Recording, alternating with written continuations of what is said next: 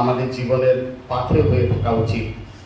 তার সম্পর্কে রবীন্দ্রনাথেরও বাণী রয়েছে, শরৎচন্দ্র কিংবা একবারে আধুনিক যুগে শীর্ষেন্দ্র মুখোপাধ্যায় সেই সাহিত্যিক, তাদের কথায় আমরা অনুপ্রাণিত হয়ে ভাবি যে ঈশ্বরকে জানা সত্যি খুব কষ্টের, খুব কম আমরাই আমাদের এই জীবন। তাদেরকে জানতে গেলে আমাদের অনেক অনেক মনির মতো তপস্যা করতে হয়।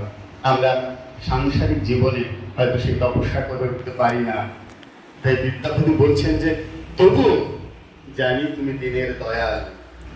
আমরা যতই সময় না পাই, আমাদের মননে চিন্তনে তুমি আছো একেবারে নিজের মতো, নিজের অনুধাবনে। আসলে তার দয়ার কথা একেবারে না বললেই হয়, দু একটা একেবারে সংক্ষেপেই বলা উচিত আমার আজকের এই ছোট্ট অনুষ্ঠানে।